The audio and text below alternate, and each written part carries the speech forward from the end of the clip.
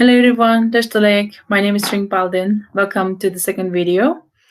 Before I start with today's topic, I would like to thank all my well wishers for your constant support and words of encouragement. Thank you very much.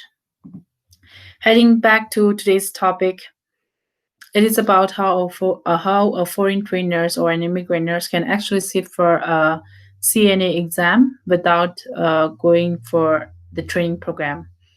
So, having said that, what does the CNA stands for? CNA stands for Certified Nurses Aide or Certified Nurses Assistant. So, when I first started as a CNA in 2014, I did not know that we can skip the training program. I ended up going to weekend classes, so that lasted for 8 weeks, and sat for my exam. Got certified as a nurse's aide and worked for a year and 3 months before I became a registered nurse. So it was through my friends that actually I learned about, this thing that we don't have to take the class. If you want to, you can, right? But if you don't want to and you just want to, save some money and time and then just sit for the exam, there are certain process that you need to follow. So I will definitely take you to the side where it states about all those things. But let me just verbally tell you right now that when you are actually applying through that route, this falls under route number 5. So route 5 actually is for all those foreign trained nurses.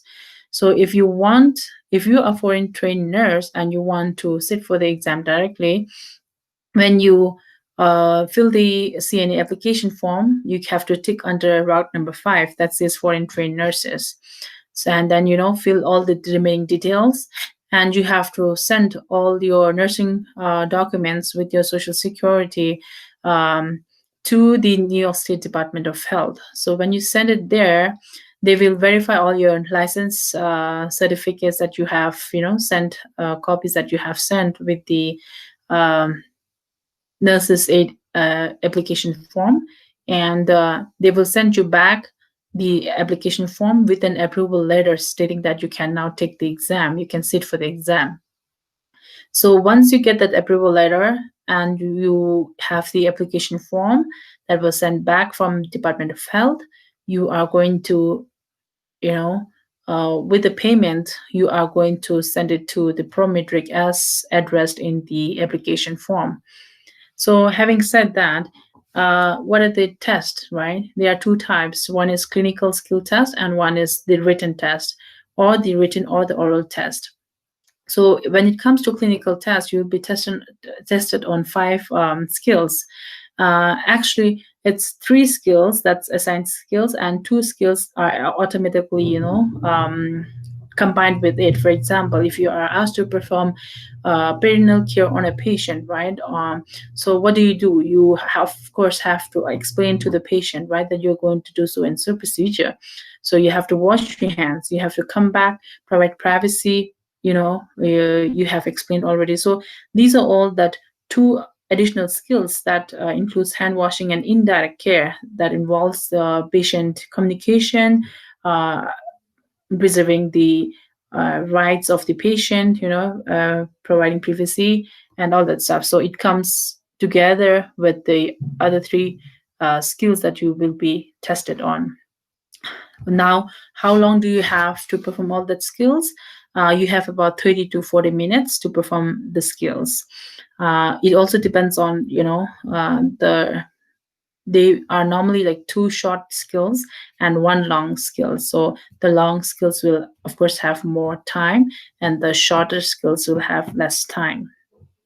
So these are actually skills that are tested on, like how competent you are while performing the skills. Coming back to written exam, you have 70 multiple choice questions and you have 90 minutes for the written exam.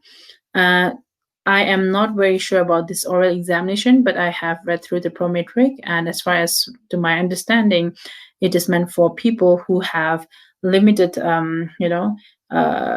the reading disability or marginal reading skills, or their English as a second language. So these are all some candidates that can actually apply for the oral test instead of the written exam.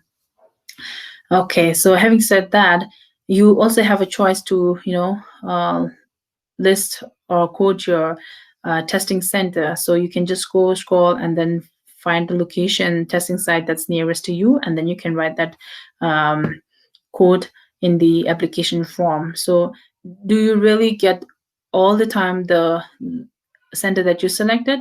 I know some of my friends did not. So I think it really depends on what date and what centers are applicable. All right. So how fast is the results? The results will be out within 48 hours. You will actually be mailed to your home address as mentioned in the application form.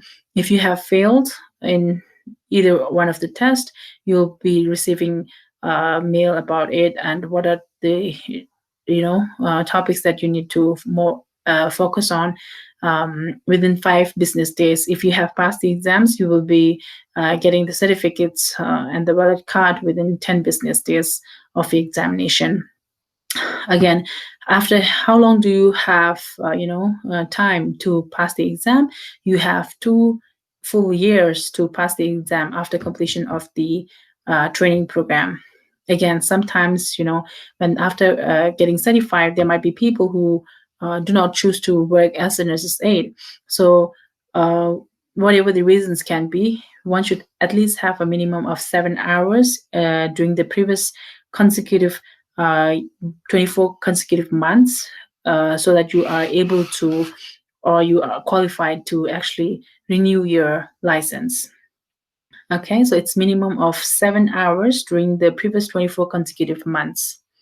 So these are the most important thing that I feel like it's needed to be shared.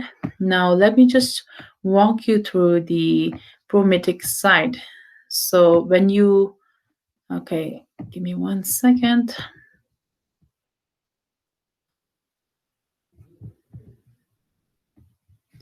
So when you type in prometric.com/nurse aide/New York. So when you go here, you can see the candidate bulletin, information bulletin. You can also scroll down and you see the candidate resources here. So when you click here, you basically have access to all the information. These are the contents that they have, the introduction part, the clinical history record check that they will perform, the different routes that I mentioned about. Route 5, here we go, the foreign trained nurses, how to schedule your exams, overview of the exams, right? They also have practice test and sample test questions. So it's a very good reference, reliable also. And then the clinical skill exam, how to take the exam, what you need to bring in, what to expect, and so basically there are different areas that are being covered here. So let me just focus on route 5, right? Certification route 5. So here you go. If you are thinking like, what is the address for New York State Department of Health that you need to submit all your license copies and Social Security, this is the address right here. Okay, so again, you can just go through all these documents that are required to be sent. Again, these are all discussed in the very details. You can go through everything.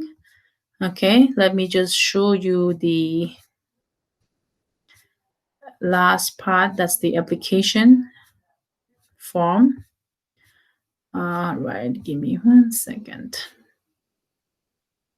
Right here. So this is the application form, right? So you fill your details, your social security, your first name, last name, date of birth, your address, right?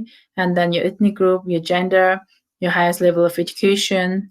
If you have been employed in any nursing home, you choose that. Otherwise, you can just leave it blank.